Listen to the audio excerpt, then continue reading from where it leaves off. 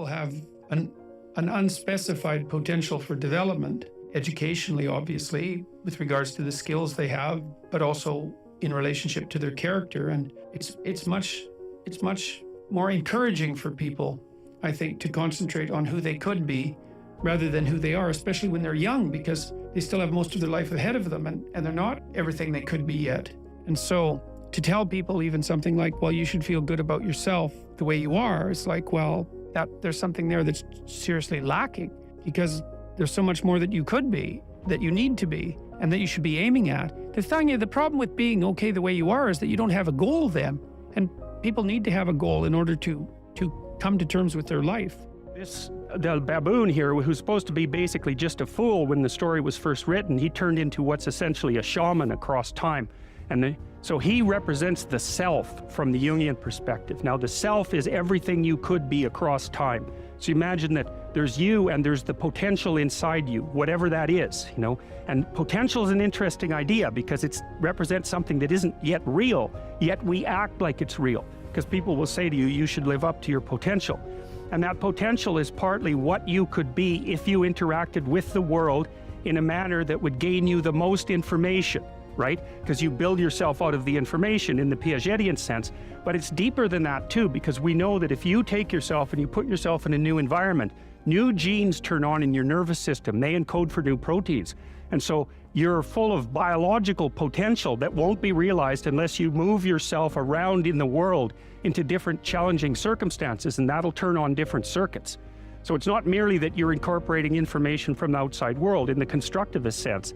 It's that by exposing yourself to different environments, you put different physiological demands on yourself all the way down to the genetic level, and that manifests new elements of you.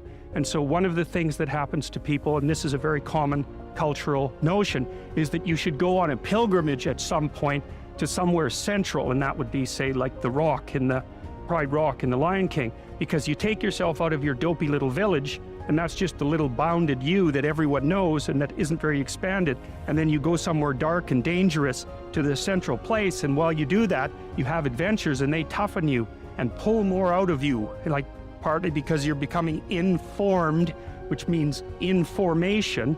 It means you're becoming more organized at every level of analysis, but there's also more of you too. My primary motive as a clinical psychologist and educator is to help individuals live more meaningful and productive lives in harmony with their families and their community. That's my motive. And the evidence for that, I think, is, well, if people go online, and first of all, you can watch the lectures and decide for yourself, but you can also go, I suspect probably maybe 250,000 people have commented on the lectures and their effects on them.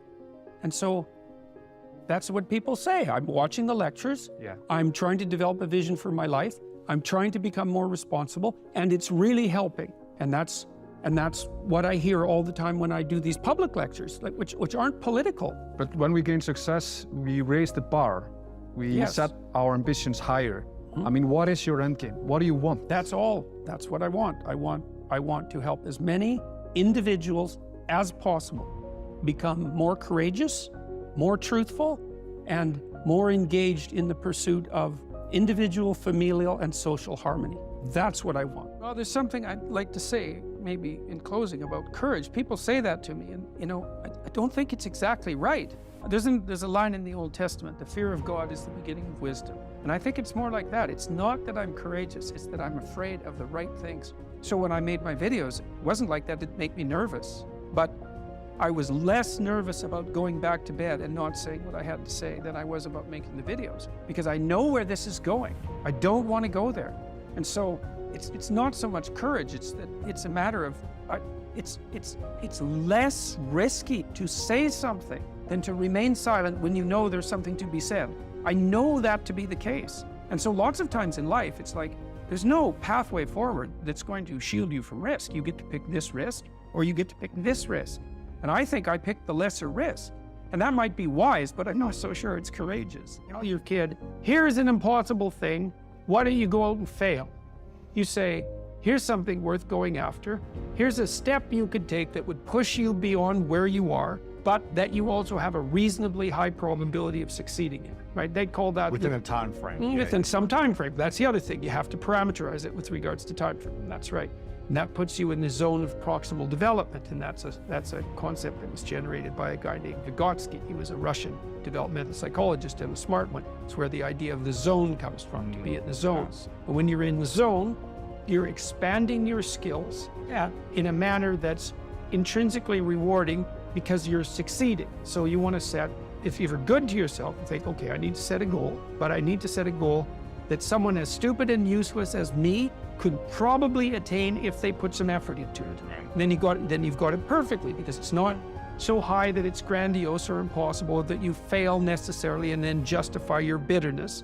It's like, well, I couldn't do well, because that happens to people. Happens all the time. Yeah, it's like, See this all the time. you know, it's like, yes, exactly. Well, I set a goal and I didn't attain it, so I'm not going to set any more goals. Right. It's like, no, you set a goal that was inappropriate. For the time frame. Yeah. That's right. You didn't calibrate it properly. Yeah. And you're playing a trick on yourself because you wanted to fail so that you could justify not having to try. And being a victim. Yeah. Which isn't even helpful. You're still going to be a victim. It's like, there's no way out of that, man. So, you know, because life is a challenge that in some sense can't be surmounted. So there's no way out of your problem, but there are certainly proper ways of dealing with it. Not only do you have to move from point A to B in life, but point A is often a very difficult place to be, because we're fragile and bounded and mortal and limited, and because we know that. And so one of the implications of that, as many great religious traditions are at pains to illustrate or demonstrate or proclaim, is that life is essentially suffering. And I believe that to be a fundamental truth. But perhaps not the most fundamental truth, because I think the most fundamental truth is that despite the fact that life is suffering, people can transcend that. And partly the way they transcend that is by pursuing things of value.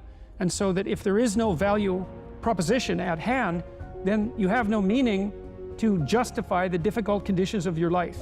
And that's brutally difficult for people. You know, Nietzsche said, he who has a why can bear any how. And you see, and I've certainly seen this as a clinical practitioner, that people who have no purpose in their life are embittered by the difficulties of their life. And they become first bitter, and then resentful, and then revengeful, and then cruel. And there's plenty of places to go past cruel. That's just where you start if you're really on a downhill path.